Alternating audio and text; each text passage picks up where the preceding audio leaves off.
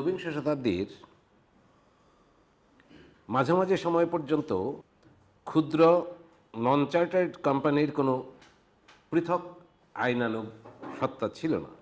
আর শেয়ারের হস্তান্তরযোগ্যতার প্রশ্নটি সরাসরি ব্যবসায়িক পরিধির সঙ্গে যুক্ত। কারণ ক্ষুদ্র ব্যবসা, যেখানে মালিকানা আর ব্যবস্থাপনা একই শ্রেণীভুক্ত ও পৃথক নয়, সেখানে শেয়ারের তারল্য কম গুরুত্বপূর্ণ। চার্টার্ড কোম্পানিগুলোর ব্যবসায়িক পরিধি যে কেবল তুলনামূলকভাবে বেশি ছিল তা নয়, এটা ছিল রাষ্ট্রের আশীর্বাদ পুষ্ট।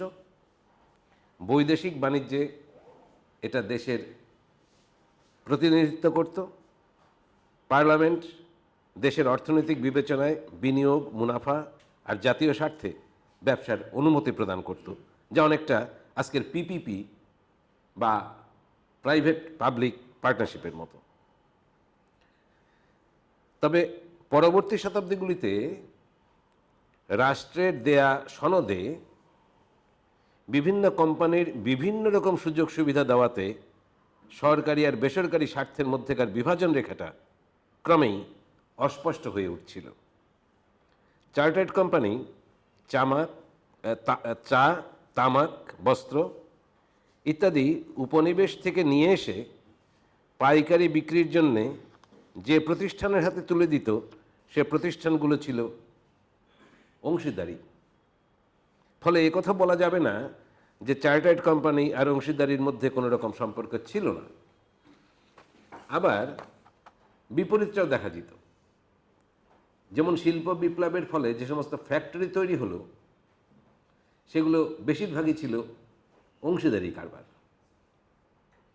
ওই ফ্যাক্টরিগুলোর উৎপাদিত মাল পরিবহনে নিয়োজিত ছিল চার্টার্ড কোম্পানি, যারা ছিল রেলওয়ে ও অন্যান্য পরিবহনের মালিক, যেটা ইতিহাস হয়ে আছে উত্তর আমেরিকার ব্রিটিশ উপনিবেশের ক্ষেত্রে। পয়সাওয়ালা যারা ইংল্যান্ড থেকে উত্তর আমেরিকায় বসতি গেড়ে বসেছিল, তারা রাতারাতি ধনী হওয়ার নেশায় ছিল বুঁদ। স্থায়ী বিনিয়োগ করে দেরিতে লাভ পাওয়ার বদলে স্থানীয় রেড ইন্ডিয়ানদের কাছ থেকে সস্তায় যা পেত, তা উচ্চ মূল্যে ইংল্যান্ডে রপ্তানি করত বেশি দামে। আর যারা ইংল্যান্ডে ভূমির মালিক ছিল না, ছিল বণিক, তারা স্থায়ী বিনিয়োগ করত। আর তারা তাদের উদ্বৃত্ত মূলধন এজেন্সির ঝুঁকি এড়ানোর জন্যে কৃষকদের সাথে অংশীদারি ভিত্তিতে ফসল উৎপাদন আর দাস ব্যবসাতে বিনিয়োগ করত। সেগুলি যা উৎপাদিত পণ্য ছিল, সেগুলি আবার ইংল্যান্ডে চালান করত। চার্টার্ড কোম্পানির মতো বড় বড় ব্যবসায়িক বাণিজ্যিক প্রতিষ্ঠানগুলো উদ্ভাবক ছোট ও মাঝারি প্রতিষ্ঠানগুলোর মধ্যে একটা নেটওয়ার্ক গড়ে তুলে নূতন বাজার সৃষ্টি করত। 1700 খ্রিস্টাব্দের মধ্যে ব্রিটিশ বৈদেশিক বাণিজ্যের অর্ধেকই করত একটি কোম্পানি। ব্রিটিশ বৈদেশিক বাণিজ্যের অর্ধেকই করত একটি কোম্পানি, আর সেটাই হচ্ছে ইস্ট ইন্ডিয়া কোম্পানি। এর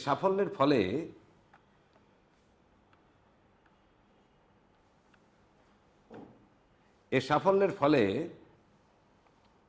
রাজধানী লন্ডন হয়ে ওঠে বিশ্ব পুঁজির কেন্দ্র, গড়ে ওঠে ব্যাংক অফ ইংল্যান্ড।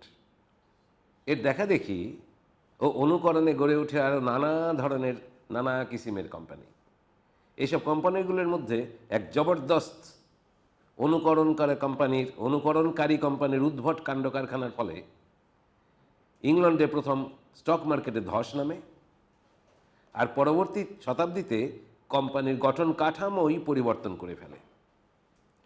সেই কোম্পানির কাহিনী এখন বলবো, যে কোম্পানির নাম ছিল দি সাউথ সি কোম্পানি। আপনাদের মনে আছে একসময় অনিবন্ধিত জয়েন্ট স্টক কোম্পানি যা করত, অষ্টাদশ শতাব্দীর শুরুতে রাতারাতি ধনী হওয়ার মতলবে ফটকা কারবারের জন্যে কীরকম, যেমন জার্মানি থেকে ঝাড়ু বা সীসাকে রূপা বানানোর মতো অবিশ্বাস্য সব কাণ্ড ঘটিয়ে লাভের দাও মারার জন্যে চার্টার্ড কোম্পানিগুলো ব্যবহৃত হতে শুরু করে। আর এ ধরনের একটা কোম্পানি লন্ডন শহরে হঠাৎ পাওয়া পুঁজির মালিক যারা কফি হাউসগুলোতে বসে রাতারাতি লাভ খুঁজছিল তাদেরকে বোকা বানানোর জন্য পেয়ে যায়। আর এর জন্যে চার্টার্ড কোম্পানি খোলার ধূপ পড়ে যায়। স্টক মার্কেটে যারা জবার কাদেরকে বলে? যারা শেয়ার কেনাবেচা করে দিনের লাভ দিনে উঠিয়ে নেয়।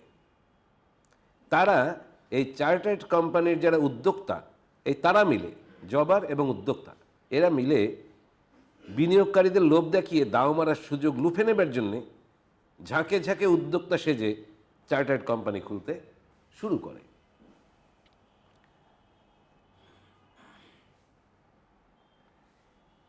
তেমনি একজন উদ্যোক্তা যাকে আমরা ছবিতে দেখতে পাচ্ছি, লর্ড ট্রেজারার রবার্ট হার্লে আর জন ব্লান্ট। এরা ইংরেজি 1711 সনে দি সাউথ সি কোম্পানি নামে একটা চার্টার্ড কোম্পানি খোলে। এই দুইজন। কি ছিল এ কোম্পানির ব্যবসার গোমর? না, পিপিপি হিসেবে এই কোম্পানির গভর্নর ও কোম্পানির মার্চেন্টরা মিলে দক্ষিণ সাগরে, যার কোনো ডিফাইন করা ছিল না, দক্ষিণ সাগর বলতে কি বুঝি, দক্ষিণ সাগরে মৎস্য সম্পদ আহরণে উৎসাহ প্রদান ব্যবসার অবজেক্ট ছিল। তাই মৎস্য সম্পদ আহরণে উৎসাহ প্রদান ও আমেরিকায় ব্যবসা করার মাধ্যমে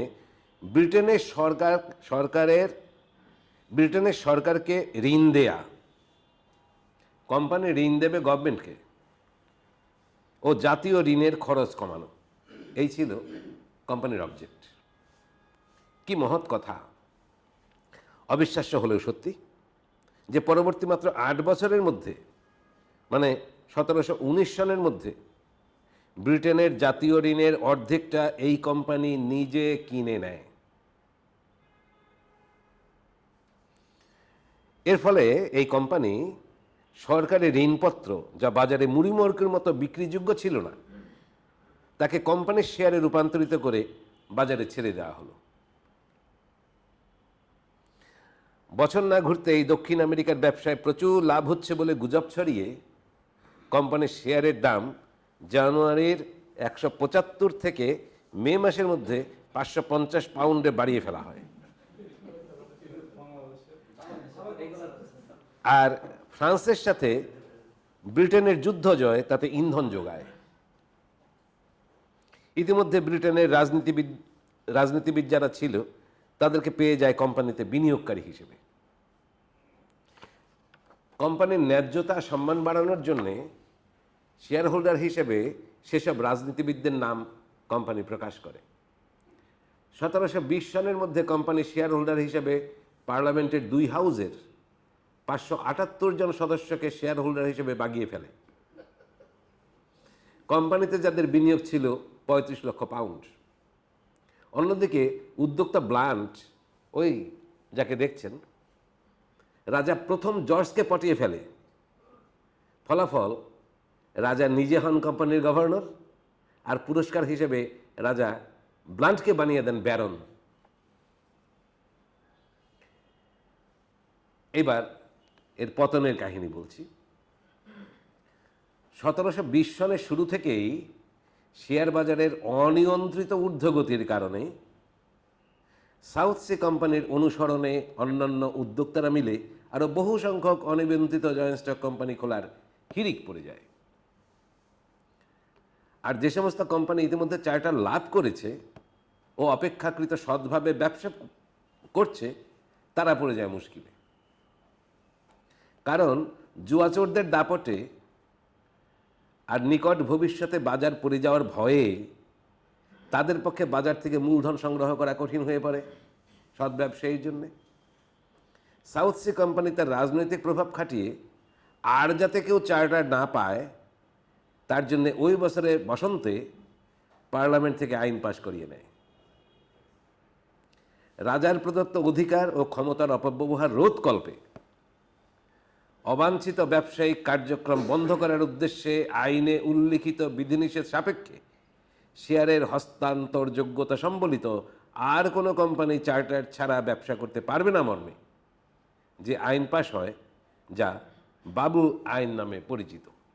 আমরা পরের স্লাইডে যাই। বাবুল অ্যাক্ট ফলাফলটা এই দাঁড়ালো যে জয়েন্ট স্টক কোম্পানি খোলার ব্যাপারটা রাষ্ট্রের কর্তৃত্বাধীন হয়ে পড়ল, আর দুটি বিমা কোম্পানি সহ the South Sea Company, East India Company, the Bank of England এদের স্বার্থ রক্ষার জন্যে আইনে ধারা সংযোজিত হলো।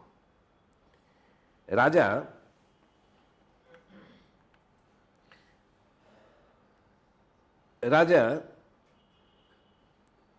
গ্রীষ্মকালীন অবকাশ যাপনের জন্যে হ্যানোভারে যাবেন বলে তাড়াহুড়ো করার সুযোগে সরকার আরেক দফা ঋণ সাউথ সি কোম্পানির অনুকূলে পাশ করায়, আর রাজা অনুমোদন দেন 1720 সনের 11 জুন।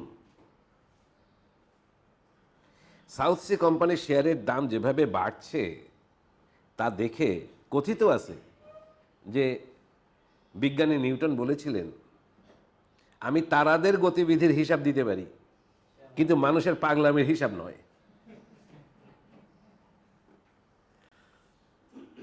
আগস্ট মাসে যে শেয়ারের দাম উঠেছিল 1000 পাউন্ডে, গ্রীষ্মেই তার দর পতন শুরু হলো। উদ্যোক্তা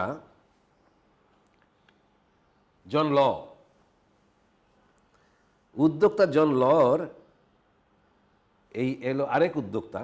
এর পরিচয় হলো ফ্রান্সে তার একটা কোম্পানি ছিল, নাম হলো মিসিসিপি কোম্পানি।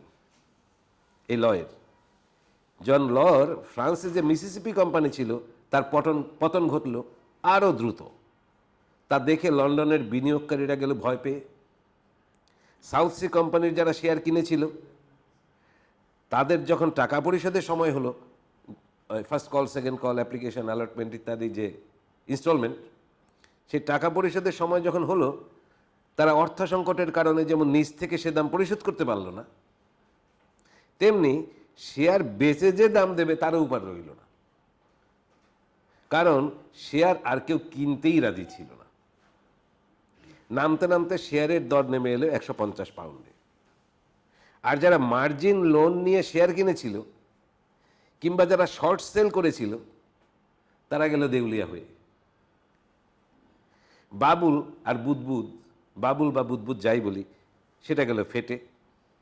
পরবর্তীতে পার্লামেন্টের তদন্ত কমিটি খুঁজে বার করল বহু বিস্তৃত জুয়াচুরির বিশদ বিবরণ। এই ফেটে যাওয়া বুদবুদ আর স্টক মার্কেট ডিগবাজি খাওয়ার পরে ব্রিটেনের জাতীয় অর্থনীতি পড়ল হুমকির মুখে। কারো কারো মত অবশ্য একটু ভিন্ন। তারা বলেন বাজার তাড়াতাড়ি স্বাভাবিক হয়ে আসে যদিও নূতন জয়েন্ট স্টক কোম্পানি গঠনের কর্তৃত্বভার পার্লামেন্টের হাতে আসে, আর বাবুল আইন নূতন কোম্পানির চার্টার পাওয়ার লম্বা লাইন খাটো হয়ে যায়। বাবুল আইন আর 1844 সনে প্রথম জয়েন্ট স্টক কোম্পানি আইন তৈরির মাঝখানের সময়টাতে যদিও অনিবন্ধিত কোম্পানি ব্রিটেনে চালু ছিল, তারপরে বাবুল আইনের প্রভাব ছিল অনেক বেশি। কোম্পানি গঠন করেই যে বিনিয়োগকারীদের টাকা মেরে দেবে তার পথ পার্লামেন্ট এই বাবুল আইন করে বন্ধ করে দিল। আর ভবিষ্যতের জন্যে নূতন কোনো কোম্পানি করতে হলে চার্টার নিয়ে তাকে আসতে হবে, সে ব্যবস্থা করে দিল। মনে রাখতে হবে যে অষ্টাদশ শতকে ইংল্যান্ডে শিল্প বিপ্লব শুরু হয় আর ব্রিটিশ বৈদেশিক ও দেশীয় বাণিজ্যে ফুলে ফেঁপে উঠতে শুরু করে। বড় বড় শিল্প কারখানা আর বাণিজ্যিক প্রতিষ্ঠান গড়ে উঠতে থাকে। এ নূতন পরিস্থিতিতে পার্লামেন্টের পক্ষে নূতন কোম্পানি গঠনের জন্য যে পরিবর্তিত নীতি নিয়ম প্রয়োজন ছিল তা রাতারাতি করা মুশকিল হয়ে পড়ল। খাপ খাওয়ানোর জন্যে যে আরও যেসব প্রতিষ্ঠান গড়া প্রয়োজন ছিল তা করাও সম্ভব ছিল না। ফলে পার্লামেন্টের খবরদারি শিথিল হতে শুরু করে। এবার আমরা দেখব আধুনিক যুগ, যেটা ইন্ডাস্ট্রিয়াল রিভলিউশন দিয়ে শুরু, শিল্প বিপ্লব এবং তার ফলাফল আমাদের কোম্পানি আইনের গঠনে কি পড়ে। বহু কারণে ব্রিটেনে শিল্প বিপ্লব ঘটে। ফ্যাক্টরি নির্মাণের জন্যে আবাদি অনাবাদি নির্বিশেষে জমি অধিগ্রহণ, যেটাকে আমরা বলি এনক্লোজার, জমি অধিগ্রহণ, ফ্যাক্টরি নির্মাণের জন্যে আবাদি অনাবাদি নির্বিশেষে জমি অধিগ্রহণের আইনের ফলে যে বিপুল জনসংখ্যা ভূমিহীন উদ্বাস্তুতে পরিণত হয়, তারা শহরে এসে বেকারের খাতায় নাম লেখায় এবং শ্রমিক সহজলভ্য হয়। পৃথিবী জোড়া যে উপনিবেশ ইতিমধ্যে গড়ে উঠেছিল, তার বিপুল পরিমাণ লাভ ঘরে এসে জমা হয়। কেন, আমাদের দেশে তো তখন উপনিবেশ ছিল ইস্ট ইন্ডিয়া কোম্পানির, এবং সে পুঁজি বিনিয়োগের উপযুক্ত জায়গা খুঁজতে থাকে। আর সেই উপনিবেশগুলি হয় নূতন বাজার। উৎপাদিত পণ্য সে বাজারে গছানোর সুযোগ হয় অবারিত। একদিকে অলস পুঁজির চাপ, অন্যদিকে বাজারের চাহিদা। এর দুইয়ের প্রভাবে যন্ত্রকৌশল উদ্ভাবন অনিবার্য হয়ে পড়ে। কয়লা চালিত স্টিম ইঞ্জিন উৎপাদনের পদ্ধতিতে আনে বিপুল পরিবর্তন। পণ্য উৎপাদিত হতে শুরু করে, স্থাপিত বহু সংখ্যক ফ্যাক্টরিতে বিপুল পরিমাণে, আকারে প্রকারে। গিল্ড প্রথা, যেখানে জ্ঞান আর দক্ষতা ছিল ব্যক্তিতে আবদ্ধ, তার বিপরীতে ফ্যাক্টরি প্রথায় উৎপাদন প্রক্রিয়া পদ্ধতি দক্ষতা এক হাত থেকে আরেক হাতে অবাধে হস্তান্তরিত হতে থাকে। এই ধরনের কারখানায় একই উৎপাদন প্রক্রিয়া পদ্ধতি দক্ষতার সমতাবিধান সম্ভব হয় এবং তা দ্রুত ছড়িয়ে পড়ে উৎপাদনকে আরও বেগবান করে। আর এই শিল্প বিপ্লবের ফলে যানবাহন, বিদ্যুৎ শক্তি, অন্যান্য ক্ষেত্রে নূতন আবিষ্কারকে অনিবার্য করে তোলে। আমরা জেমস ওয়াটের নাম জানি, যিনি স্টিম ইঞ্জিন আবিষ্কারের জন্য বিখ্যাত। এই স্টিম ইঞ্জিন চালানোর জন্য যে কয়লা লাগতো, 1775 সনে সে কয়লার স্থান দখল করে পানি। আবার এই কারখানাগুলোতে যা পণ্য উৎপাদিত হতো, তা বাজারজাতকরণের জন্য সহজ, সস্তা ও দ্রুত পরিবহনের প্রয়োজন হয়ে পড়ে। কেন, কি করে নিয়ে যাবে, ক্যারি করবে কিভাবে? আর এর ফলে সারা ব্রিটেন জুড়ে 19বিংশ শতাব্দীর শুরুতে 1811 থেকে 1840 সনের মধ্যে 2000 মাইল রেল যোগাযোগ গড়ে তোলে 29টি চার্টার্ড রেল কোম্পানি। এই রেল যোগাযোগ ব্যবস্থা গড়ে তোলার জন্য যে বিপুল পরিমাণ বিনিয়োগের প্রয়োজন ছিল, তাতে কোম্পানি গঠন ছাড়া এত বড় বিশাল পুঁজির সংস্থান সম্ভব ছিল না। নির্দিষ্ট অঞ্চলে এই রেল ব্যবস্থা গড়ে তোলার জন্য এক একটি জয়েন্ট স্টক কোম্পানি আলাদা আলাদা চার্টার নিয়ে গড়ে উঠত, আর তাতে লাভও ছিল প্রচুর। সে কারণে 1840 থেকে 1847 সনের মধ্যে, মানে 7 বছর, এই 7 বছরের মধ্যে 640টি এরকম চার্টার্ড কোম্পানি গড়ে ওঠে। যদিও তার মধ্যে অনেকগুলি ব্যবসা সফল হয়নি। এই রেল ম্যানিয়ার কারণে, মানে রেলের পাগলামি, রেল ম্যানিয়া মানে রেল কোম্পানি গঠন, এর চার্টার্ড কোম্পানি গঠন, এই রেল ম্যানিয়ার কারণে পুঁজিবাজার ফের চাঙ্গা হয়ে ওঠে বুদবুদ আইনের পরে। আর এর ফলে যে মধ্যবিত্ত শ্রেণী গড়ে উঠছিল, তার জন্য বিনিয়োগের একটি সরকারি উদার নীতির চাহিদা তৈরি হয়। একদিকে রেল যোগাযোগে নিয়োজিত কোম্পানিতে বিনিয়োগ, অন্যদিকে কারখানা ও রেল চালানোর জন্য প্রাকৃতিক সম্পদ আহরণে নিয়োজিত কোম্পানিতে বিনিয়োগ। এই দুইয়ে মিলে বিনিয়োগের এক বিশাল ক্ষেত্র তৈরি হয়। প্রাকৃতিক সম্পদ ছিল ল্যাতিন আমেরিকায় প্রচুর, আর সেখানে তখন প্রজাতন্ত্র গড়ে উঠছিল। কাজে ল্যাতিন আমেরিকা ছিল প্রাকৃতিক সম্পদ ভিত্তিক রাষ্ট্রীয় ও বেসরকারি পুঁজি বিনিয়োগের আকর্ষণ কেন্দ্র। তাকে ঘিরে লন্ডন শেয়ার বাজারে 1824 সনেই 37 কোটি 20 লক্ষ পাউন্ডের মূলধন গৃহীত হয় এক বছরে। বাজার সম্প্রসারণের এই প্রেক্ষাপটে 19বিংশ শতাব্দীর প্রথমার্ধে অর্থনীতির উদারীকরণের ফলে বিভিন্ন রকম আইন তৈরি হয়। যেমন পাউন্ড থেকে সোনায় রূপান্তরের আইন হয় 1819 সনে, 1824 সনে হয় শ্রম আইন। আবার ইস্ট ইন্ডিয়া কোম্পানির এতদিনকার একচেটিয়া বাণিজ্যের অবসান ঘটিয়ে প্রতিযোগিতার মুখোমুখি করার আইন তৈরি হয় 1834 সনে। শস্য আইনের কড়াকড়ি শিথিল করা হয় 1846 সনে। এ সমস্ত আইন তৈরি হচ্ছিল কারণ এ সময়ে রাজনৈতিক পালাবদল ঘটছিল খুব দ্রুত গতিতে। পার্লামেন্ট আর কেবলমাত্র ভূস্বামীদের নিয়ন্ত্রণে রইল না, পরিবর্তে শহর কেন্দ্রিক নূতন বণিক শ্রেণীর হাতে তা হস্তান্তরিত হলো। পুঁজিপতি আর শিল্পপতিদের মধ্যে নূতন মেরুকরণ ঘটল, যা পরবর্তীকালে ব্যক্তিগত বা প্রাইভেট পুঁজির বিস্তৃত নেটওয়ার্ক গড়ে তোলে আর নূতনভাবে কোম্পানি আইনের জন্ম দেয়। আমরা শেষ করলাম প্রথম দুটো যুগ, একটা হচ্ছে মধ্যযুগ, এরপর রেনেসাঁ যুগ। আমরা এবার আধুনিক যুগে যাচ্ছি। বাবুল আইন বাতিলকরণ। 1824 আর 25 সনে শেয়ার বাজারের উত্থান কোম্পানি আইন পরিবর্তনের প্রয়োজনীয়তাকে বাড়িয়ে তোলে। বাবুল আইন বাতিলের জন্য 1825 সনে এক কোম্পানি উদ্যোক্তা পিটার মুর পার্লামেন্টে এক বিল উত্থাপন করেন, ব্রিটিশ পার্লামেন্টে। মুর তার ব্যবসায়ের ব্যাপারে খোলাখুলি বক্তব্য রাখতেন, আর তার কোম্পানি যে ব্যাংক অব ইংল্যান্ডের মতো শক্তিশালী তা তিনি প্রায়শই বলতেন। কোম্পানি আইনের পরিবর্তনের ব্যাপারে বলতেন, শেয়ারের হস্তান্তরের বিধিনিষেধ তুলে দিয়ে সেখানে যদি সরকার কর বা ডিউটি বসায় তাহলে হস্তান্তর সহজ হয় আর সরকারও কিছু রাজস্ব পায়।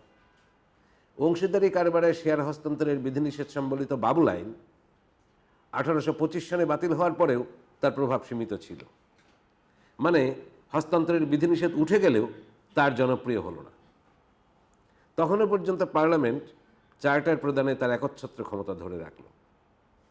লর্ড চ্যান্সেলর এলডন, যার ছবি আমরা আগে দেখেছি, না এখানেও আছে, লর্ড চ্যান্সেলর এলডন প্রকারান্তরে বুঝিয়ে দিলেন অনিবন্ধিত জয়েন্ট স্টক কোম্পানি তখনও অবৈধ। লর্ডের এ মনোভাবের কারণও ছিল, তখনও তার মনে এ সমস্ত কোম্পানি সম্পর্কে বিরূপ ধারণা ছিল। এ বিষয়ে আইনগত জটিলতা আর এইসব অনিবন্ধিত জয়েন্ট স্টক কোম্পানির পার্লামেন্টের উপর যে প্রভাব বিস্তারের মাধ্যমে আইন তৈরির ক্ষমতা তা তিনি মনে রেখেছিলেন। তিনি দেখেছিলেন বাবুল আইন বাতিলকরণে তাদের ভূমিকা, তাই তিনি রাজনীতির চাইতে আইনকে বেশি গুরুত্ব দিতেন। লর্ড এলডন আর তার অনুসারীরা বিশ্বাস করতেন কোম্পানি নিবন্ধনে রাষ্ট্রের অধিকার ও ভূমিকা অগ্রণী ভূমিকা থাকা উচিত, নইলে রাষ্ট্রের অনুমতি ব্যতীত কোম্পানি গঠন কমন লয়ের পরিপন্থী। এইবার আমরা যেমন দেখলাম যে অনিবন্ধিত জয়েন্ট স্টক কোম্পানি, এরপর দেখলাম চার্টার্ড কোম্পানি, এখন দেখব নিবন্ধিত জয়েন্ট স্টক কোম্পানির উদ্ভব কিভাবে হলো। বাবুল আইন বাতিল হওয়ার আগ পর্যন্ত চার্টার্ড জয়েন্ট স্টক কোম্পানি গঠন হয়েই চলছিল, কিন্তু ক্রমে তা হয়ে দাঁড়ালো জটিল আর ব্যয়বহুল। তাছাড়া কেবল বীমা কোম্পানি, অবকাঠামোগত ও সুবৃহৎ আর বিশাল পুঁজির নিতান্ত প্রয়োজন ছাড়া আর কোনো কারণে কোম্পানি গঠনে চার্টারের আবেদন গ্রাহ্য হতো না। উদাহরণ হিসেবে 1791 থেকে 1794, এখানে 4 বছরই ধরি, এই 4 বছরের ক্যানেল ম্যানিয়ার কথা বলা যায়। ক্যানেল ম্যানিয়া মানে খাল খননের জন্য কোম্পানি খোলার হিড়িক। আগে দেখলাম রেল ম্যানিয়া, এখন এলে ক্যানাল ম্যানিয়া। 3 বছরের মধ্যে এই খাল খনন বা খাল উন্নয়নের জন্য 81টি কোম্পানির অনুমোদন দেয় British parliament. The Royal African company দাস বাণিজ্যের জন্য তৈরি হলেও তা অর্থনৈতিক কারণে ব্যর্থ হয়। The company of merchants trading to Africa নামের একটা কনসোর্টিয়াম এই আরএসিকে কিনে নেয়। আরএসি মানে রয়্যাল আফ্রিকান কোম্পানি, এবং পারিবারিক সম্পর্কের ভিত্তিতে গড়ে তোলা কয়েকটি ছোট ছোট অংশীদারি কারবারের মাধ্যমে এর ব্যবসা পরিচালিত হতে থাকে। 19বিংশ শতাব্দীতে যখন অর্থনৈতিক প্রবৃদ্ধি ঘটছিল, তখন ফায়দা লোটার জন্যে পার্লামেন্টের কোনো রকম চার্টার ছাড়াই এটাকে কোম্পানি হিসাবে এর উদ্যোক্তারা চালাতে চেষ্টা করে। তখন অবস্থাটা ছিল না ঘরকা না ঘাটকা, মানে একটা আইনি অনিশ্চয়তা। এরপরে আমরা দেখব যে নিবন্ধিত জয়েন্ট স্টক কোম্পানির পরের কিভাবে উদ্ভব হলো, 1805 সন পর্যন্ত ঊর্ধ্বমুখী শেয়ার বাজার যখন সাধারণ জনগণের আগ্রহের বিষয় হয়ে দাঁড়ায়, এখনকার স্টক মার্কেটের ঠিক বিপরীত, তখনও পর্যন্ত অনিবন্ধিত জয়েন্ট স্টক কোম্পানি, ব্যাংক, বিমা আর ক্যানাল ম্যানিয়ার ব্যবসায় লিপ্ত ছিল। সাউথ সি যুগে যা ঘটেছিল পুঁজির জন্য প্রতিযোগিতা, সে সময়েও সমানভাবে তা বিদ্যমান ছিল। কমন ল আদালত যখন অনিবন্ধিত জয়েন্ট স্টক কোম্পানিগুলিকে আর স্বীকৃতি দিচ্ছিল না, তখন 1810 সনে বাবুল আইন বাতিল হওয়ার আগে থেকেই কমন ল আদালত ওই আইনকে খুঁটিয়ে দেখতে শুরু করে। এমনকি কিছু অনিবন্ধিত জয়েন্ট স্টক কোম্পানিকে কমন ল ফৌজদারি দণ্ডবিধির আওতায় নিয়ে আসে। তখন থেকে অনেকে এই অনিবন্ধিত জয়েন্ট স্টক কোম্পানিকে প্রতারণার এক ফাঁদ হিসেবে মনে করতে থাকে, যার প্রমাণ চার্লস ডিকেন্সের মার্টিন শুজিলেটের ব্যঙ্গ কবিতায় অ্যাংলো বেঙ্গলি নিঃস্বার্থ ঋণ ও জীবন বীমার কথার উল্লেখ। এখানে একটা কবিতার লাইন চার্লস ডিকেন্সের, এই অনিবন্ধিত জয়েন্ট স্টক কোম্পানি সম্পর্কিত আইনি জটিলতা নিরসনের জন্য কোম্পানিগুলো পার্লামেন্টের কাছে নিজ নামে মামলা করা ও মামলার আসামি হওয়ার বিশেষ সুবিধার জন্য আবেদন করছিল। আজকে যেটা আমরা শুরুতেই পড়ি কোম্পানি আইনের, টু সু অ্যান্ড টু বি সুড, তার জন্য আবেদন করছিল। আর পার্লামেন্টও আবেদন বিশেষে সে বিশেষ সুবিধা দিচ্ছিল। তবে কাউকে চার্টার কিংবা একচেটিয়া ব্যবসার অনুমতি কিংবা কোম্পানির স্বাধীন আইনগত সত্তা সম্বলিত স্বীকৃতি দিচ্ছিল না। অংশীদারি কারবার আর চার্টার্ড কোম্পানির মাঝখানে এই বিশেষ সুবিধা প্রাইভেট অ্যাক্ট প্রদান ছিল আইন স্বীকৃত তৃতীয় আইনানুগ রকমফের।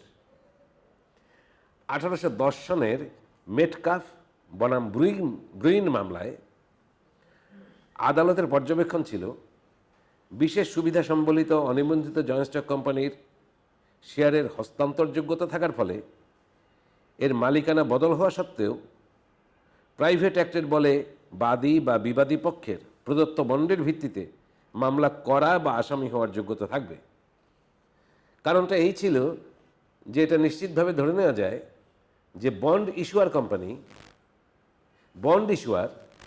কোম্পানির সমস্ত বিষয়ে অবগত এবং মালিকানা হস্তান্তরিত হলেও হস্তান্তর গ্রহীতা কোম্পানির স্বার্থের প্রতিনিধিত্ব করবে। যদিও প্রাইভেট অ্যাক্ট এর মর্যাদা ভিত্তিতে এই পর্যবেক্ষণ, তবু কমন লর এতদিনের দৃষ্টিভঙ্গির পরিবর্তন লক্ষণীয়। ক্রমে পার্লামেন্ট তার এই প্রাইভেট অ্যাক্টের বিশেষ ক্ষমতা প্রদান ও আরও কিছু বিশেষ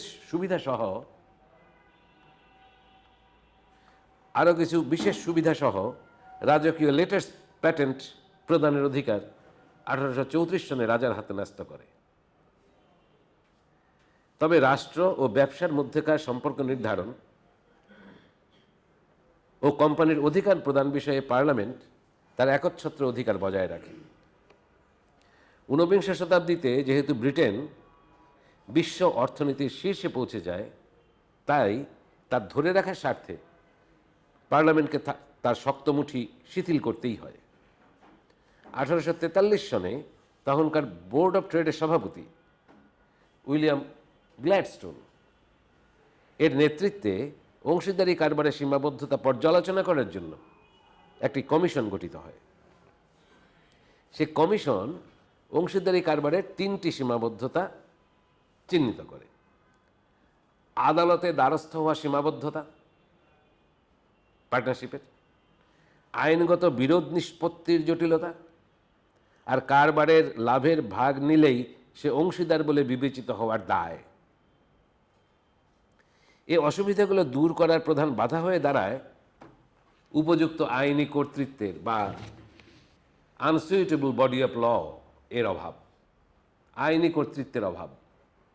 লর্ড এলডনের কথার প্রতিধ্বনি করে কমিশন বললেন, কমন লয়ে সর্বব্যাপী প্রয়োগের জন্য দায়ী। একদিকে আদালত বলছেন যে কমন ল অনুযায়ী শেয়ার হস্তান্তরযোগ্য নয়, অন্যদিকে আইন পরিষদ মানে পার্লামেন্ট বলছে বিশেষ আইনের মাধ্যমে বিশেষ সুবিধা প্রদান তার অধিকার।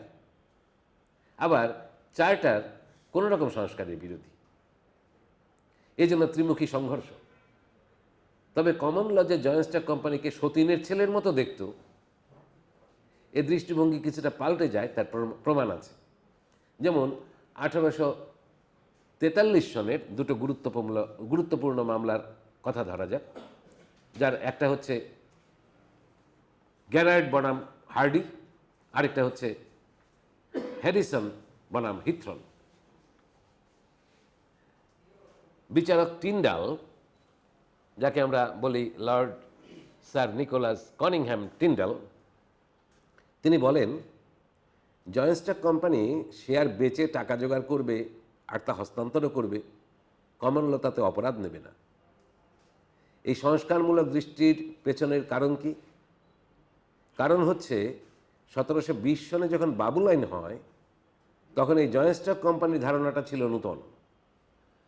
প্রাচীন কমন লয়ের ধারণার সঙ্গে যদিও এটা মেলে না, তবুও পার্লামেন্ট যখনই এ প্রসঙ্গে আলোচনা করেছে তখনই এই কমন লয়ের কথাই বলেছে। আর যখন এর বিধিনিষেধ তুলে দিল তখন আবার জয়েন্ট স্টক কোম্পানি বৈধতা পেল। কমন লয়ের এত সব পরিবর্তন সত্ত্বেও অনিবন্ধিত জয়েন্ট স্টক কোম্পানির আইনি ভিত্তি, বিশেষ করে বাবুল আইন বাতিল হওয়ার পরে নড়বড়ে হয়ে গেল আদালতের রায় প্রভাবিত বিচারকের দার্শনিক দৃষ্টিভঙ্গির উপরে। আদালতের রায় প্রভাবিত হয় বিচারকের দার্শনিক দৃষ্টিভঙ্গির উপরে।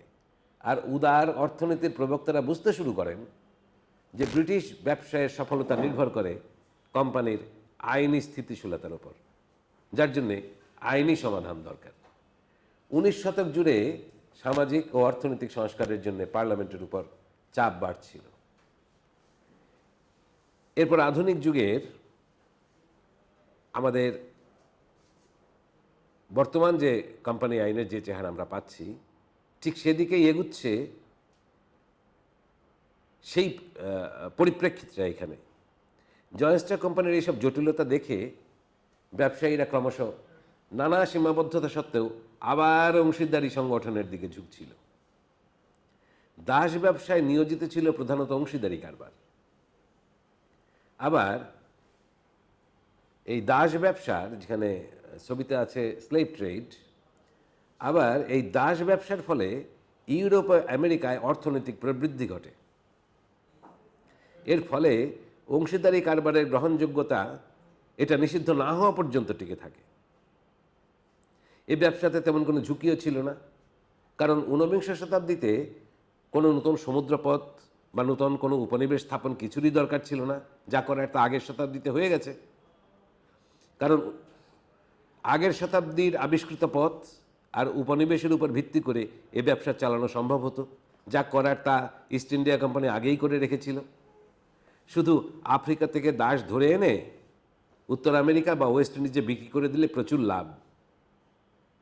উপরন্তু অংশীদারি কারবারে মালিকানার পরিচালনা ছিল যৌথ। ব্যবসা অংশীদারদের সরাসরি নিজেদের নিয়ন্ত্রণে থাকত। অন্যান্য সংগঠন প্রকৃতি, যেমন জয়েন্ট স্টক কোম্পানির তুলনায় প্রথম দিককার শিল্প উদ্যোক্তাদের কাছে মানসিক দিক থেকে অংশীদারি কারবারের এটা ছিল আকর্ষণীয় দিক। প্রথমত, কোম্পানিতে শিল্প উদ্যোক্তার ব্যক্তি স্বাতন্ত্র্য বোধ কোম্পানির স্বতন্ত্র সত্তায় বিলীন হয়।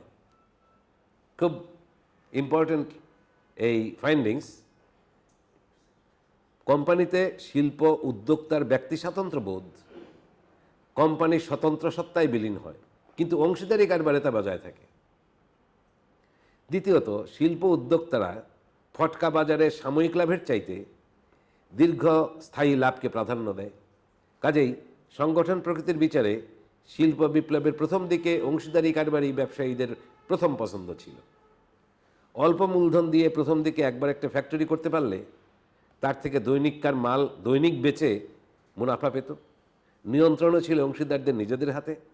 কাঁচামাল আর শ্রম ছিল সস্তা। পণ্য ছিল কেবল যা দৈনন্দিন প্রয়োজন লাগতো তাই। ব্যবসায়ে দায়ের সীমাবদ্ধতা ও শেয়ারের হস্তান্তরযোগ্যতা এদের কাছে খুব একটা গুরুত্বপূর্ণ ছিল না। তাহলে গুরুত্বপূর্ণ হলো কিভাবে? সেই উত্তর এই চ্যাপ্টারে আছে, এর পরের টুকুতে। 1844 সনের জয়েন্ট স্টক কোম্পানি আইন প্রবর্তনের মাধ্যমে পার্লামেন্ট, যেটা আমরা এখানে দেখছি ব্রিটিশ পার্লামেন্ট,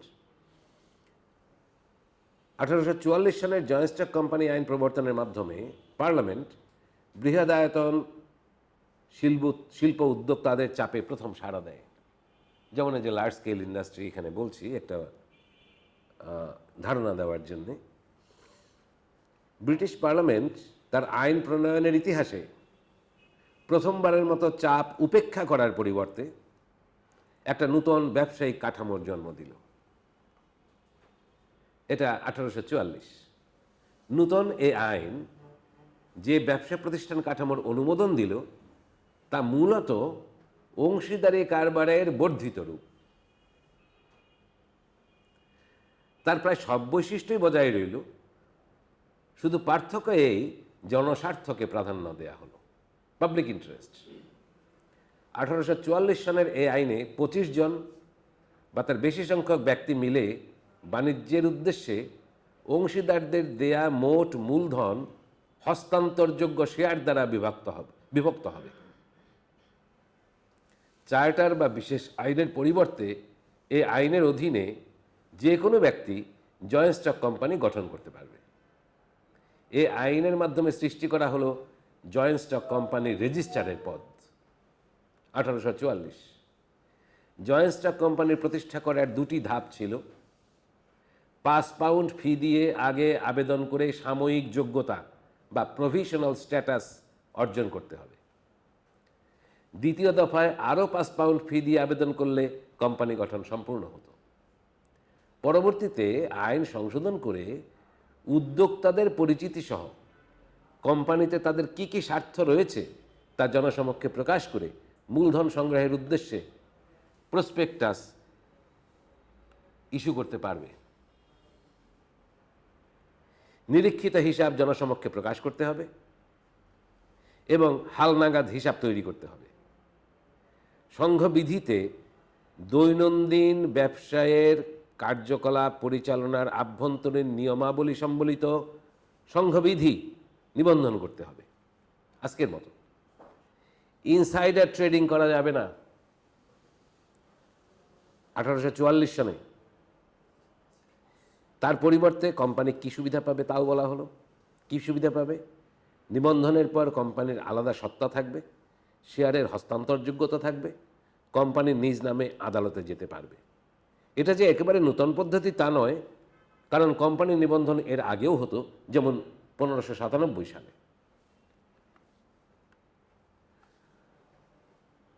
যেমন 1597 সালে কোর্ট অফ চ্যান্সারির কাছে দরিদ্রদের জন্য হাসপাতাল করার জন্য দানের দলিল সহ আবেদন করা হলে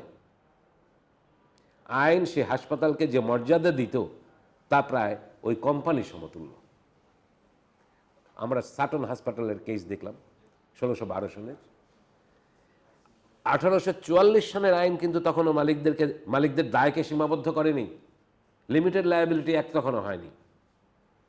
1844 সনের আইন কিন্তু তখনও মালিকদের দায়কে সীমাবদ্ধ করেনি, বরং বলেছিল শেয়ার হস্তান্তর করে চলে গেলেও পরবর্তী 3 বছর হস্তান্তরকারীকে কোম্পানির দায়ের জন্য দায়ী থাকতে হবে। একদিকে 1720 সনের বাবুল আইন, অন্যদিকে 1775 থেকে শিল্প বিপ্লবের সূচনা, আবার 1825 সনে বাবুল আইন রদ করা, আর 1840 সনে হয় জয়েন্ট স্টক কোম্পানি আইন। শিল্প বিপ্লবের ফলে বর্ধিত উৎপাদনের প্রয়োজনে অর্থনীতিতে যে বিশাল পুঁজির জন্য চাহিদা তৈরি হয়, তারই ফলে পার্লামেন্ট বাধ্য হয় 1844 সনে পৃথক সত্তা ও তার সংশ্লিষ্ট দায়িত্ব সম্বলিত জয়েন্ট স্টক কোম্পানি আইন প্রণয়নে। এবার আলোচনা করব লিমিটেড লায়াবিলিটি আইন। আইন প্রণয়নের ক্ষেত্রে অনেক দিন থেকে এই আইনটি ছিল শিল্প বিপ্লবের চূড়ান্ত আইনি পদক্ষেপ। এই আইনের ফলে ব্যবসায়ীদের ব্যবসার ধরনটাকে একেবারে পাল্টে দিল। ব্যবসা করতে পারে ভালো, না পারলে তোমার এই মূলধনটি মারা গেল, বাকিতে কি নগদে যারা কোম্পানিতে বেচবে বা কোম্পানি থেকে কিনবে তারা মূলধনের পরিমাণের দিকে না তাকিয়ে বরং তারা তাকাবে উদ্যোক্তাদের সুনামের দিকে, অভিজ্ঞতার দিকে। এটা একটা আমূল পরিবর্তন। কিভাবে সম্ভব হলো এই পরিবর্তন? ইংলিশ অংশীদারি কারবারের যা যা অসুবিধা ছিল সেইগুলি হয়ে দাঁড়ালো সীমাবদ্ধ দায় বিশিষ্ট কোম্পানির সুবিধা। কারণ ওই অংশীদারি কারবারের আইনের ভিত্তিতে ওইগুলোকে দূর করার প্রেরণাই ছিল কোম্পানি সীমাবদ্ধ দায় আইনের জন্মদাতা। এই সীমাবদ্ধতা মানে হচ্ছে কোম্পানির যারা শেয়ার হোল্ডার তারা কি ব্যক্তিগতভাবে কি যৌথভাবে কোনোভাবেই কোম্পানির দায়ের জন্য দায়ী নয়, বরং তারা তাদের কেনা শেয়ারের দামটুকু পরিশোধ করলেই দায়ের শেষ। এই ধারণাটা পার্লামেন্ট কোথায় পেল? এটা যে একেবারে নতুন ধারণা তা বলবো না। আপনাদের নিশ্চয়ই মনে আছে পঞ্চদশ শতাব্দীর সেই গিল্ড আর ধর্মীয় প্রতিষ্ঠানের কথা, যাদেরকে তাদের যৌথ বিষয় সম্পত্তির ব্যাপারে এই সুযোগটা দেয়া হতো। আবার কিছু চার্টার্ড কোম্পানি যেমন ইস্ট ইন্ডিয়া কোম্পানিকেও এই সুযোগটা দেওয়া হতো। তবে মানুষের মনে, বিশেষ করে পাওনাদারদের মনে এদের সম্পর্কে একটা অবিশ্বাস থেকেই যেত। এই অবিশ্বাসের কথা 1844 সনের জয়েন্ট স্টক কোম্পানি আইন প্রণয়নের সময়ও যে মনে ছিল না তা নয়। পণ্ডিতেরা যুক্তি দেখান যে একে তো পার্লামেন্ট ছিল একচ্ছত্র ক্ষমতাধর, দ্বিতীয়ত ইতিমধ্যে যেসব বিশেষ সুবিধাভোগী একচেটিয়া ব্যবসায়ী শ্রেণী তৈরি হয়েছিল তাদের রোষানলে পড়ার সম্ভাবনা ছিল। সীমাবদ্ধ দায় আইন তৈরি হওয়ার আগে পাওনা আদায়ের জন্যে প্রত্যেক শেয়ার হোল্ডারের নামে পৃথক পৃথক করে পাওনাদারদের মামলা করতে হতো। ফলাফল কি ছিল? শেয়ার হোল্ডারদের মধ্যে যার পকেট যত ভারী ছিল তাকেই দেনার ভার বেশি বইতে হতো, আর বাকি শেয়ার হোল্ডাররা মূলত সীমাবদ্ধ দায়ের সুবিধা ভোগ করত। সুতরাং শেষ বিচারে সব শেয়ার হোল্ডারই সীমিত দায়ে সুবিধা ভোগ করতে পারত যদি আদালতে না দাঁড়াতে হতো। তাই কোম্পানির তুলনায় গোয়িং কনসার্ন হিসেবে অংশীদারি কারবারের অংশীদারেরা কারবারের দায়ের জন্য সবসময় তটস্থ থাকত। 1844 সনের জয়েন্ট স্টক কোম্পানি আইনে যদিও শেয়ার হোল্ডারদের সীমিত দায় ছিল না, তবে আবার 1848 সনের জয়েন্ট স্টক কোম্পানি অবসায়ন আইন প্রণয়নের ফলে শেয়ার হোল্ডারদের দায়ের একটা সীমারেখা টেনে দেওয়া হয়। তবুও বিনিয়োগকারীদের মনে স্বস্তি ছিল না। 1845 থেকে 1848 পর্যন্ত ব্রিটেনের অর্থনৈতিক মন্দার থেকে রেহাই পাওয়ার জন্য জনগণ মরিয়া হয়ে ওঠে, আর ব্যবসায়ী তাদের কাঙ্ক্ষিত সীমিত দায়ের জন্য অধীর হয়ে ওঠে। একদিকে পণ্যের বহুমুখিতা ব্যবসার সুযোগ আর পরিমাণকে বাড়িয়ে দেয়। 1818 থেকে 1885 সনের মধ্যে ব্রিটেনের জিডিপি দ্বিগুণ হয়, আর মধ্যবিত্ত শ্রেণী তাদের ক্রমবর্ধমান সঞ্চয় নিয়ে বিনিয়োগের সুযোগ খুঁজতে থাকে। অন্যদিকে ফ্রান্স আর যুক্তরাষ্ট্র তাদের ব্যবসায়ীদের জন্য সীমাবদ্ধ দায়ের সুযোগ দিতে শুরু করে। ব্রিটেন সরকারের জন্য তা হুমকি হওয়ার আশঙ্কাও ছিল, কারণ সেসব দেশে ব্রিটেনের পুঁজি পাচার হতে পারে, আর তাতে সরকারি রাজস্ব হারানোর ভয়ও ছিল। এ অবস্থায় কোনো কোনো কোম্পানি তাদের সঙ্গবিধিতে সীমিত দায়ের কথা উল্লেখ করতে শুরু করে, সঙ্গবিধিতে, যদিও আইনে ছিল না। যেমন কমন ল দিয়ে অংশীদারি কারবার পরিচালিত হতো, তাতে এই ধরনের সীমা নির্ধারণ বেআইনি ছিল। তবে 1852 সনের হ্যালেট বনাম ডোডেল মামলার রায়ে বিচারক বলেন কোনো কোম্পানি তার পাওনাদারদের সঙ্গে এ মতে চুক্তিতে সম্মত হতে পারে যে সে কোম্পানির শেয়ার হোল্ডারদের দায় সীমাবদ্ধ, এবং সেক্ষেত্রে পাওনাদাররা শেয়ার হোল্ডারদের ব্যক্তিগত সম্পদের দিকে না তাকিয়ে পাওনা আদায়ের জন্য কোম্পানির সম্পদের দিকে তাকাবে। এ রায়ের ফলে বৈষম্যটা আরও প্রকট হলো। 1844 সনের আইন অনুযায়ী জয়েন্ট স্টক কোম্পানি বানালে তার দায় হবে অসীম, আর পাওনাদারের সঙ্গে চুক্তিভুক্ত জয়েন্ট স্টক কোম্পানি অনিবন্ধিত হলে তার দায় হবে সীমিত। এই বৈষম্য দূর করার জন্য পার্লামেন্ট দায়িত্ব না নিয়ে পারে না। পার্লামেন্ট তার লাইসেন্স প্রদানের এতদিনকার একচেটে অধিকার ছেড়ে দিল, আর 1855 সনে কোম্পানি সীমিত দায় ঘোষণা করে আইন পাশ করল। এই আইনে বলা হলো 25 জন বা তার বেশি লোক 1844 সনের জয়েন্ট স্টক কোম্পানি আইন অনুযায়ী নামের শেষে লিমিটেড শব্দটি জোড়া দিয়ে নিম্নতম শেয়ার সংখ্যা ও শেয়ার মূলধন ঘোষণা করে কোম্পানি গঠন করতে পারবে, আমরা যেটাকে মিনিমাম সাবস্ক্রিপশন বলি। দায়ের এ সীমাবদ্ধতা ঐচ্ছিকও হতে পারে, আবার পাওনাদারের সঙ্গে চুক্তিভিত্তিকও হতে পারে। এবার 1856 সনের জয়েন্ট স্টক কোম্পানি আইন আর 1862 সনের কোম্পানি আইন। আমরা পরের স্লাইডে যাই।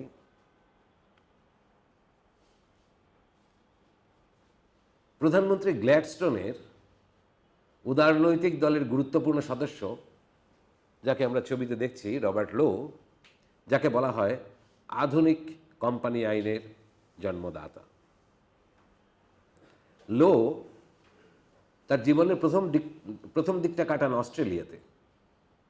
এই ভদ্রলোক সেখানকার তৎকালীন শক্তিশালী শ্রমিক ইউনিয়ন ও লাগামহীন শ্রেণী বৈষম্যের তিক্ত অভিজ্ঞতা তাকে সামাজিক গণতন্ত্রের এবং পুরুষতান্ত্রিক সমাজ ব্যবস্থার ঘোর বিরোধী করে তোলে। তার আগ্রহ ছিল রাষ্ট্রীয় নিয়ন্ত্রণবিহীন কোম্পানি বিষয়ে। অন্যদিকে তার বিতৃষ্ণা ছিল সেসব উদ্যোক্তাদের প্রতি যারা রাষ্ট্রীয় অনুমোদনে কোম্পানি খুলে তার অপব্যবহার করে প্রতারণার আশ্রয় নেয়। পাওনাদারদের সতর্ক করার জন্য কোম্পানির নামের শেষে ওই লিমিটেড কথার জোড়া দেওয়াটা এই ব্যক্তির আবিষ্কার। মন্ত্রী সমমর্যাদার বোর্ড অফ ট্রেডের সহসভাপতি ও ব্রিটেনের অর্থনৈতিক স্বাধীনতার ভিত্তি হিসেবে তিনি 1856 সনে পার্লামেন্টে এই বিল উত্থাপন করেন। তিনি পার্লামেন্টের বক্তৃতায় বলেন, "The principle we should adopt is this: not to throw the slightest obstacle in the way of limited companies being formed, because the effect of that would be to arrest 99 good schemes in order that the bad 100th might be prevented. But to allow them all to come into existence, and when difficulties arise, to arm the courts of justice with sufficient powers to check extravagance or roguery in the management of companies, and to save them from the wreck in which they may be involved." এরপরে আমরা আলোচনা করছি আমাদের Britain উপনিবেশ এবং আমাদের দেশে ফিরে আসছি আস্তে আস্তে। আধুনিক যুগ এখনো চলছে। এখানে আমরা দেখতে পাচ্ছি স্লাইডে আধুনিক যুগ। ব্রিটেনে বা তৎকালীন ব্রিটিশ উপনিবেশ, বর্তমানে যা কমনওয়েলথ, এই কমনওয়েলথে যে সমস্ত কোম্পানি আইন হয়েছে বা আজও চালু আছে, তার আকার প্রকার যাই হোক, তার উৎস আর পূর্বসূরি ছিল 1856 সনের দি জয়েন্ট স্টক কোম্পানি আইন ও তার পরবর্তীকালের সংশ্লিষ্ট সমস্ত আইন। 1844 সনের আইন কোনো নতুন ধরনের কোম্পানিকে জন্ম দেয়নি, বরং দিয়েছে 1856 সনের আইন। 1856 সনের এই আইন অনুযায়ী 7 জন বা তার বেশি লোক মিলে সীমিত দায়ের কোম্পানি খুলতে পারত। আপনাদের মনে আছে সলোমন ভার্সেস সলোমনের কথা? 7 জন। ব্যাংকিং কোম্পানি বাদে অন্য কোনো অ্যাসোসিয়েশন 20 বা তার বেশি লোক গঠন করতে পারত। দায়ের সীমা থাকবে গৃহীত শেয়ারের মূল্য পর্যন্ত। সবার চোখ কপালে উঠে গিয়েছিল যখন তারা দেখল আইনে মূলধনের কোনো নিম্নসীমা নেই। এরপর ব্রিটেনে বহুবার কোম্পানি আইনের পরিবর্তন হয়েছে, যেমন 1862 সনের ইংলিশ কোম্পানি আইন। এই আইনের বাধ্যতামূলক বৈশিষ্ট্যগুলো ছিল এই: কোম্পানির ঘোষিত উদ্দেশ্য বর্ণনা করে সংঘ স্মারক, যা আজকেও হয়, ও দৈনন্দিন কার্যপ্রণালী উল্লেখ করে সংঘ বিধি হবে আলাদা, যা আজকেও হয়। হিসাব ও তার পরিবেশন তখন থেকেই ছিল। বোর্ড অফ ট্রেড অনুমোদিত নিরীক্ষক দ্বারা নিরীক্ষিত হিসাব বিবরণী পেশ করা, আমাদের তালিকাভুক্ত কোম্পানির বেলায় যেমন সিকিউরিটিজ অ্যান্ড এক্সচেঞ্জ কমিশনের এনলিস্টেড অডিটর দিয়ে অডিট করা, শেয়ার হোল্ডারদের সভা আর হিসাবের খাতাপত্র দেখায় তাদের অধিকার, পরিচালক নির্বাচনের পদ্ধতি ইত্যাদি। কোম্পানির যে আইনগত পৃথক সত্তা তা এতদিন কোর্টে যাচাই করা হয়নি। 1897 সনে ব্রিটেনের সর্বোচ্চ আদালত House of Commons, House of Lords, এক বিখ্যাত মামলার রায়ে তা করা হলো। এটা আমরা এর আগের ক্লাসেও আলোচনা করেছি, তবু আরেকবার শুধু সংক্ষেপে আলোচনাটা করতে চাই। Solomon versus Solomon. 1897 সালে সলোমন ভার্সেস সলোমন মামলা, যা কোম্পানি আইনের ইতিহাসে, বিশেষত কোম্পানির যে পৃথক ব্যক্তিসত্তা রয়েছে তা আইনের কোষ্ঠী পাথরে যাচাই করে আদালতের প্রথম দেওয়া স্বীকৃতি হিসেবে পৃথিবী বিখ্যাত। 30 বছরেরও বেশি সময় ধরে ব্যক্তি আরমন্ড সলোমন, তার এক বউ আর 5 সাবালক ছেলে মিলে ইংল্যান্ডের হোয়াইট চ্যাপেলের হাই স্ট্রিটে জুতা বানিয়ে ব্যক্তি মালিকানায় এ সলোমন অ্যান্ড কোম্পানি নামে দেশে বিদেশে সেই জুতা বিক্রি করে রমরমা ব্যবসা চালিয়ে আসছিল। ছেলে বউদের পদ পদবি দিয়ে খুশি করে তাদের একে অপরের বিবাদ মীমাংসা করার জন্য সলোমন আর তার ছেলে বউ সহ মোট 7 জন 1892 সালে প্রত্যেকে 1 পাউন্ড দামের একটি করে শেয়ার নিয়ে প্রতিষ্ঠানের নামের শেষে একটি মাত্র শব্দ লিমিটেড জোড়া দিয়ে একটি জয়েন্ট স্টক প্রাইভেট কোম্পানি খুলল। 40,000 পাউন্ড দাম ধরে সলোমন নিজ ব্যবসার সব সম্পত্তির জামানতের বিপরীতে নিজ নামে 30,000 পাউন্ডের 30,000 শেয়ার আর 10,000 পাউন্ডের ডিবেঞ্চার নিয়ে তাদের এই লিমিটেড কোম্পানিতে সলোমন তার নিজের ব্যবসার সমস্ত সম্পদ বিক্রি করল। কিন্তু এরপরে শুরু হলো ব্যবসায় লোকসান। দিন যায়, মাস যায়, বছর যায়, ততদিনে দেনার পরিমাণ বেড়েছে। আর সলোমন বুদ্ধি খাটিয়ে তার ডিবেঞ্চার ব্রোডারিপ নামের এক লোকের কাছে 5,000 পাউন্ড দামে বিক্রি করে দিয়েছে। এসব করে তো আর পতন ঠেকানো যায় না, ফলে কারবার গুটাতে হলো। ব্যবসার সমস্ত সম্পত্তি বিক্রি করে বাজারি পাওনাদার তো দূরের কথা, যখন ব্রোডারিপ তার ডিবেঞ্চারের 5,000 পাউন্ডই ফেরত পেল না, তখন ব্রোডারিপ সলোমনের নামে মামলা ঠুকে দিয়ে বলল, নামকা ওয়াস্তে কোম্পানির কাছে সলোমনের সম্পত্তি বেচা কেনা, ডিবেঞ্চার দলিল এসব ভুয়া। সলোমন নিজের সঙ্গে নিজের দলিল করে সবাইকে ঠকিয়েছে, প্রতারণা করেছে। অনেক বিচার বিবেচনা যুক্তিতর্ক শেষে আদালত বলল, না, একা সলোমন একই দলিলে একবার বিক্রেতা হিসেবে একবার ক্রেতা হিসেবে সই করেছে ঠিকই, কিন্তু আইনের দৃষ্টিতে এরা পৃথক। ব্যক্তি সলোমন আর কোম্পানির পরিচালক সলোমন এক ব্যক্তি নয়। কোম্পানি আইনের ইতিহাসে আদালতের এই সিদ্ধান্ত যুগান্তকারী। এরপর সারা পৃথিবীতে এ সংক্রান্ত যত যত মামলা হয়েছে তার প্রতিটি ক্ষেত্রে এই মামলা আদালতের বিচারকদের স্টেয়ার ডিসাইসিস হিসাবে দিক নির্দেশনা দিয়েছে। 1856 সনের আইন ব্যবসায়ী আর ব্যবসার মধ্যে যে ব্যবধান বা পর্দা ঝুলিয়ে দিয়েছিল, সে অদৃশ্য পর্দাখানা এ মামলার ফলে যদিও দৃশ্যমান হলো না, তবু বলা চলে আইনি দৃষ্টিতে স্বীকৃতি পেল। তবে এটা বলা বোধহয় ঠিক হবে না যে ওই পর্দা চিরদিন অটুট থাকবে, কারণ প্রমাণিত প্রতারণার ফলে কোর্ট ওই পর্দাখানা প্রত্যাখ্যান বা ছিঁড়ে ফেলতে পারে। আর তেমন ঘটনা যে ঘটেনি তাও নয়, অবশ্য সবাই যে প্রতারক তাও নয়, তবে বেশিরভাগ তাই ছিল। যেমন 1856 থেকে 1883 সনের মধ্যে যে কোম্পানিগুলি নিবন্ধন হয় তার 30% কোম্পানি নিবন্ধনের প্রথম 5 বছরের মধ্যেই দেউলিয়া হয়ে যায়। আরও আছে, এর মধ্যে সবচেয়ে কুখ্যাত হল ওভারেন্ড অ্যান্ড গার্নি, যার কৃতকর্মের ফলে কোম্পানি আইনের সংস্কার প্রয়োজন হয়ে পড়ে। 50 বছরেরও বেশি সময় ধরে ওভার অ্যান্ড গার্নি বিনিময় বিল ভাঙানোর বিশ্বস্ত প্রতিষ্ঠান ছিল। স্যামুয়েল গার্নি লন্ডনের ব্যাংকগুলোতে স্বল্পমেয়াদী ধার দিত, আর একসময় সে ব্যাংকারদের ব্যাংক হয়ে ওঠে। এমনি ছিল তার প্রভাব প্রতিপত্তি, এই ওভারঅ্যান্ড গার্ড। এই সফলতা তাকে আরও বড় কিছু করার প্রেরণা দেয় এবং দীর্ঘমেয়াদী রেলওয়ে শেয়ারে সে বিনিয়োগ করতে শুরু করে। স্বল্প মেয়াদী ধার নিয়ে সে দীর্ঘমেয়াদী বিনিয়োগের ফলে অচিরেই তারল্য সংকটে পড়ে। এই সংকট মোকাবেলার জন্য 1865 সনে সে তার অংশীদারি কারবারকে লিমিটেড কোম্পানিতে রূপান্তর করে চড়া বাজারে সে তার কোম্পানির শেয়ার বিক্রি করে দেয়। বাজার হঠাৎ পড়ে যাওয়ায় তার নিজের শেয়ার সহ কেনা রেলওয়ে শেয়ারের মূল্যও পড়ে যায়। উল্টো ব্যাংক অব ইংল্যান্ড যখন তাকে ধার দিতে অস্বীকার করে তখন সারা ইংল্যান্ড জুড়ে তার সমস্ত শাখার লেনদেন বন্ধ হয়ে যায়।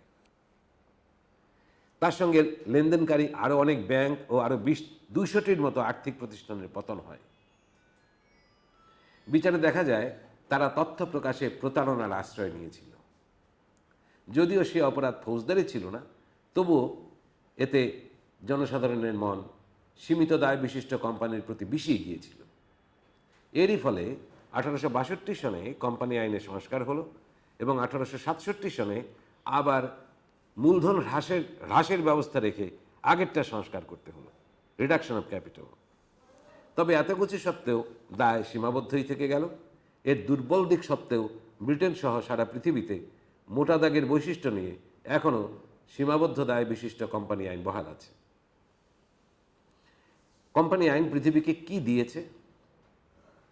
এক কথায় বলতে গেলে বলতে হয়, বৃহৎ প্রজাতন্ত্রী রাষ্ট্রগুলোর মধ্যে এক একটা কোম্পানি তার ক্ষুদ্র প্রজাতন্ত্র কায়েম করেছে এবং ক্ষমতার ভর কেন্দ্র স্থাপন করেছে যে কেন্দ্রগুলোর উপরে, আবার সেই কেন্দ্রগুলোর উপরে জাতি রাষ্ট্রগুলো নির্ভরশীল। বৃহৎ সমাজের মধ্যে ক্ষুদ্র সমাজ স্থাপন করেছে, আবার বৃহৎ সমাজের শেয়ার হোল্ডারদের কাছে তার দায়বদ্ধতা স্বীকার করেছে এবং সে কেবলই তার নিজের ভৌগোলিক সীমা অতিক্রমণের চেষ্টা করছে। এখন আধুনিক যুগের পরে আমরা বলছি বর্তমান যুগ সম্পর্কে। বর্তমান যুগের আমাদের যে 1994 সনের কোম্পানি আইন, সেখানে আসতে গেলে একটু পিছনে তাকাতে হয়। যেমন অবিভক্ত ভারতে ব্রিটিশ ইস্ট ইন্ডিয়া কোম্পানির দুঃশাসন, নিপীড়ন, অত্যাচার আর কোম্পানির আভ্যন্তরীণ কোন্দলের ফল হিসাবে 1857 সনে আমরা জানি প্রথম স্বাধীনতা বিপ্লব বা ব্রিটিশরা যেটাকে বলে সিপাহী বিদ্রোহ অনুষ্ঠিত হয়, যার ফলে 1858 সনে ব্রিটিশ পার্লামেন্ট কোম্পানির বদলে, মানে ইস্ট ইন্ডিয়া কোম্পানির বদলে, ব্রিটিশ সরকারকে ভারত শাসন আইন প্রণয়নের মাধ্যমে ক্ষমতা দান করে। ইস্ট ইন্ডিয়া কোম্পানির বদলে ব্রিটিশ গভর্নমেন্টকেই ক্ষমতা দিচ্ছে। রাজধানী কলকাতা থেকে দিল্লিতে স্থানান্তর করা হয় আর 1874 সনে ইস্ট ইন্ডিয়া কোম্পানির অবসায়ন ঘটে। 1844 সনের আইনের ভিত্তিতে 1850 সনে তৎকালীন সুপ্রিম কোর্টের অধীনে কলকাতা, মুম্বাই ও মাদ্রাজ প্রেসিডেন্সিতে অনিবন্ধিত অংশীদারি কারবারের নিবন্ধনের অনুমোদন দিতে শুরু করে। এটা 1850 সনে, ভিত্তি ছিল 1844 সনের সেই ব্রিটিশ কোম্পানি আইন, জনস্ট কোম্পানি আইন। 1862 সনের ইংলিশ কোম্পানি আইনের অনুসরণে 1866 সনে ব্রিটেনের উপনিবেশ হিসেবে আমাদের এই উপমহাদেশের জন্য ব্রিটিশ পার্লামেন্ট আইন পাশ করে। ব্রিটেনের 1908 সনের আইন অনুযায়ী ব্রিটিশ ভারতে 1913 সনে ইন্ডিয়ান কোম্পানিজ অ্যাক্ট চালু হয়। 1866 পরে 1913 পর্যন্ত ব্রিটেনে কোম্পানি আইনের যে সমস্ত পরিবর্তন হয় তা সংযোজিত হয়ে 1913 সনের ইন্ডিয়ান কোম্পানিজ অ্যাক্টে রূপ নেয়, যা 1947 থেকে 1993 পর্যন্ত চালু থাকে। বাংলাদেশের কোম্পানি আইন ব্যারিস্টার ইশতিয়াক আহমেদের নেতৃত্বে কোম্পানি ল রিফর্ম কমিটির প্রস্তাব অনুসারে 1994 সনে প্রথম কোম্পানি আইন পাশ হলো, যা আজও চালু আছে। যে কোনো লিখিত আইন, এখন আমাদের এই আইনের সীমাবদ্ধতা কোথায় এবং কেন? যে কোনো লিখিত আইন তার শব্দসমূহের নির্ধারিত অর্থের সীমাবদ্ধতা নিয়ে স্থির দাঁড়িয়ে থাকে, যদিও সময় তার সাথী সভ্যতাকে নিয়ে এগিয়ে যায়। ফলে যাবতীয় লিখিত আইন, শুধু কোম্পানি আইন না, যাবতীয় লিখিত আইন সময়ের চাহিদার তুলনায় পেছনে পড়ে থাকে। সুতরাং দেখা যাক 1994 থেকে শুরু করে বিগত বছরগুলিতে ব্যবসা বাণিজ্য পরিচালনার ক্ষেত্রে এমন কি পরিবর্তন হয়েছে যার সঙ্গে 1994 সনের কোম্পানি আইন সামঞ্জস্যপূর্ণ নয়। ইতিমধ্যে যেসব পরিবর্তন ঘটেছে তার মধ্যে মোটা দাগে দুটি বিষয় সবার নজর আগে কাড়ে। কি? এক হচ্ছে নীতিগত, অন্যটি প্রকৌশলগত উন্নয়ন। নীতিগত দিকটি হচ্ছে দ্রুত জাতীয় প্রবৃদ্ধির জন্য দেশি বিদেশি পুঁজির প্রয়োজনে ব্যবসা বাণিজ্য উদারীকরণ, তার নীতি, সহজীকরণ, শিথিলকরণ। আর প্রকৌশলগত উন্নয়নের দিকটি হচ্ছে যাতায়াত, যোগাযোগ, কমার্স, পরিবহন ইত্যাদি ক্ষেত্রে অভূতপূর্ব উন্নতি। এই দুটি বিষয় ও সমসাময়িক কালে অন্যান্য দেশে যে ধরনের পরিবর্তন কোম্পানি আইনে করা হয়েছে তা মনে রেখে 1994 সনের কোম্পানি আইনের দিকে তাকালে মোটা দাগে যে সীমাবদ্ধতাগুলি ধরা পড়ে তা দূর করার জন্য দরকার। এখানে 10টা পয়েন্ট আমরা দিচ্ছি। ক্ষুদ্র ব্যবসায়ী ও পেশাদারদের স্বার্থে সীমাবদ্ধ দায় বিশিষ্ট অংশীদারি ও এক মালিকি কারবার নিবন্ধনের ব্যবস্থা করতে হবে। 2 নম্বর, সংঘ স্মারকের উদ্দেশ্য ও অনুমোদিত মূলধন এ দুটি বিষয়ের অবলোপন সহ সংঘ বিধিকে এক করে একটি মাত্র দলিল করতে হবে। মানে মেমোরেন্ডাম এবং আর্টিকেলস মিলিয়ে একটা ডকুমেন্ট, যাকে কোম্পানির সংবিধান বলা যেতে পারে। নিবন্ধন ফি অনুমোদিত মূলধন ভিত্তিক না হয়ে পরিশোধিত মূলধন ভিত্তিক হবে। 3 নম্বর, ম্যানেজিং এজেন্সি সম্পর্কিত ধারাগুলো বাদ দিতে হবে। পরিবর্তে হোল্ডিং আর সাবসিডিয়ারি বিধিগুলো বর্তমানে প্রয়োজন মাফিক ঢেলে সাজাতে হবে। আর সমস্ত সভা অনুষ্ঠান ও তার নোটিশ যোগাযোগের মাধ্যমে হতে পারবে। 4, হিসাব ও নিরীক্ষা সংক্রান্ত বিষয়ে আন্তর্জাতিক মান বজায় রাখা বাধ্যতামূলক করতে হবে ও আয়কর আইনের সাথে অবচয়, কুরিন ইত্যাদি বিষয়ে সামঞ্জস্য বিধান করতে হবে। বিএসইসি প্রণীত নানা রকম আইন ও বিধির সাথে কোম্পানি আইনের সামঞ্জস্য বিধান করতে হবে ও বিএসইসি এর প্রাইভেট কোম্পানির মূলধন সম্পর্কিত নিষেধ তুলে দিতে হবে।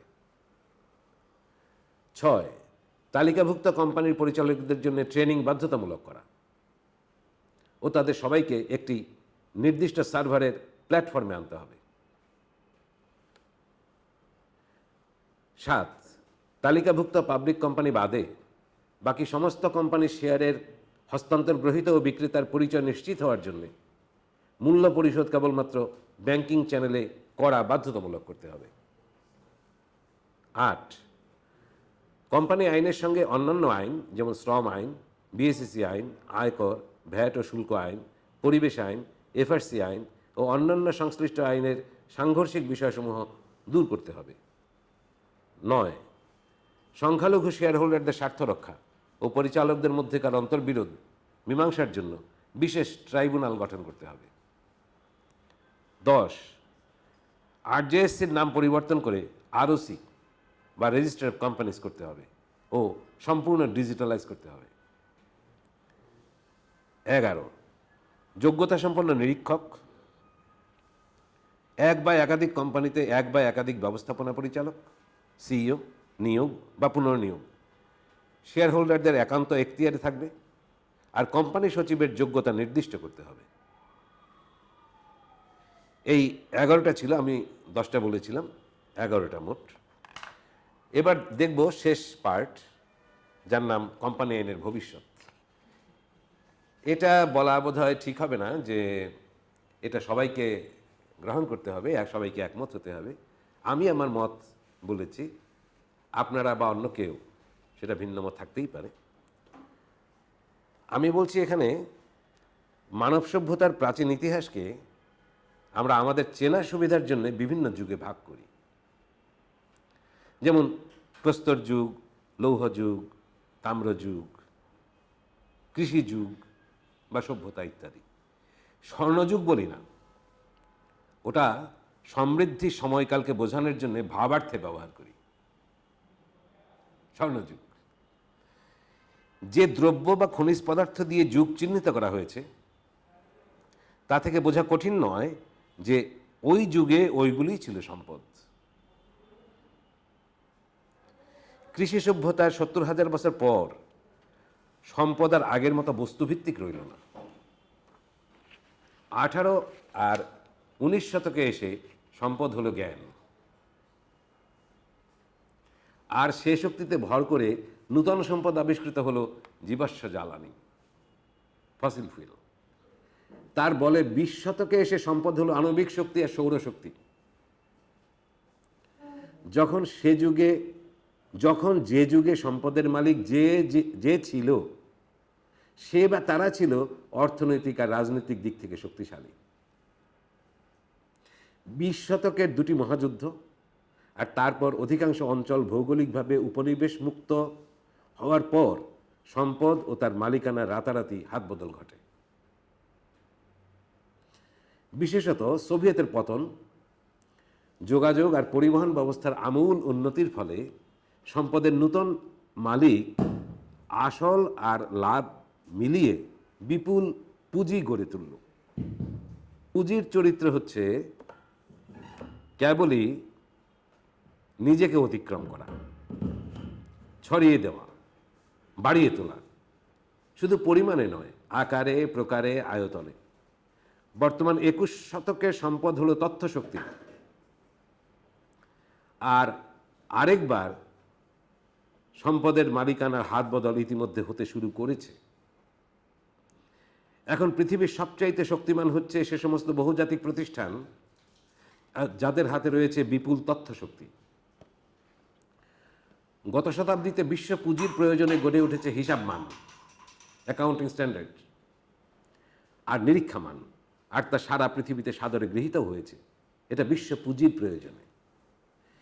যে কারণে হিসাবমান আর নিরীক্ষামান গড়ে উঠেছে এবং স্বীকৃতি পেয়েছে, সেই একই কারণে এখন পরীক্ষা নিরীক্ষা চলছে কর্পোরেট সুশাসন তৈরির। আমাদের ঢাকা স্টক এক্সচেঞ্জে ইতিমধ্যে বিনিয়োগ হয়েছে চীনা পুঁজির। তারা নিশ্চয়ই চাইবে তালিকাভুক্ত কোম্পানিগুলোতে আন্তর্জাতিক মানসম্পন্ন কর্পোরেট সুশাসনের। আশা করা যায় আগামী ৫ বছরের মধ্যে বাংলাদেশে অন্ততপক্ষে তালিকাভুক্ত কোম্পানিগুলোতে আন্তর্জাতিক মানসম্পন্ন কর্পোরেট সুশাসন চালু হবে। ক্রমবর্ধমান হারে যেভাবে বিদেশি বিনিয়োগ আমরা চাইছি, আর পরিমাণে যাই হোক তা আসছেও, সুতরাং একথা ভাবা অযৌক্তিক হবে না যে অদূর ভবিষ্যতে বিপুল বিশ্ব পুঁজির প্রয়োজনে গড়ে উঠবে কোম্পানি আইনের বিশ্বায়ন। আর সেখানে বাংলাদেশ সহ কোনো দেশই পিছিয়ে থাকবে না বা চাইলেও থাকতে পারবে না। হার্ভার্ড ল স্কুলের ২ গবেষক এন্ড অফ কোম্পানি ল প্রবন্ধে ভবিষ্যৎ কোম্পানি আইনের কথাই বলছেন, কোম্পানির বেশ কয়টি রকমফের নিয়ে এযাবৎ পরীক্ষা নিরীক্ষা হয়েছে, যেমন আমেরিকার ম্যানেজার ওরিয়েন্টেড মডেল, জার্মানির লেবার ওরিয়েন্টেড মডেল, ফ্রান্স ও এশিয়ার বেশ কিছু দেশে স্টেট ওরিয়েন্টেড মডেল, আর ব্রিটেনে শেয়ার হোল্ডার ওরিয়েন্টেড মডেল। এর মধ্যে শেয়ার হোল্ডার ওরিয়েন্টেড মডেল বেশি কার্যকরী বলে প্রমাণিত হয়েছে।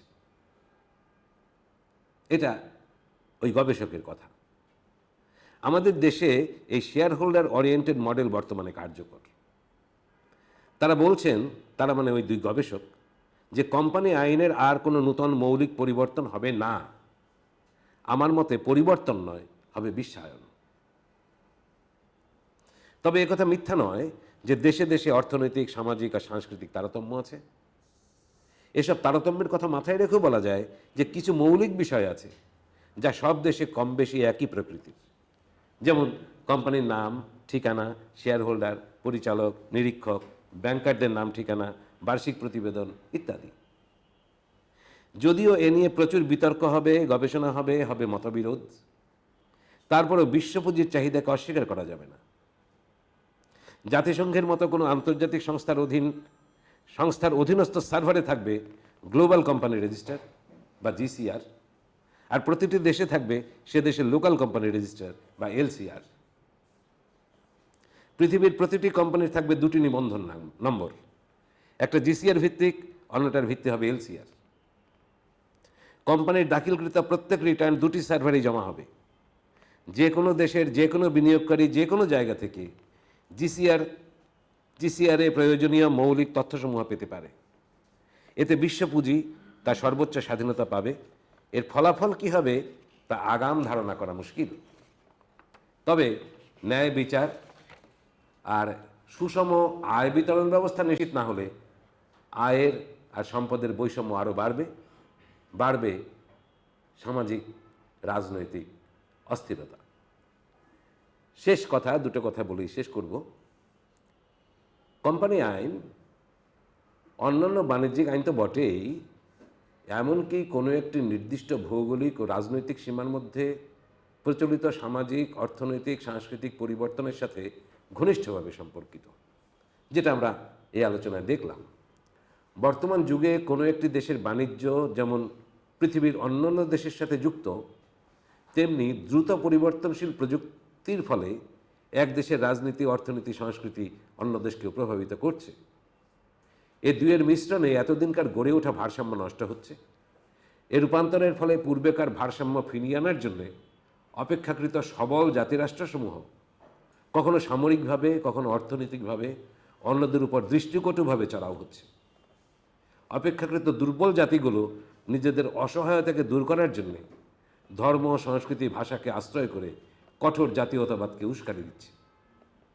এই রূপান্তরণের সময় ভবিষ্যৎ নিশ্চয় করে বলা মুশকিল হয়ে পড়েছে।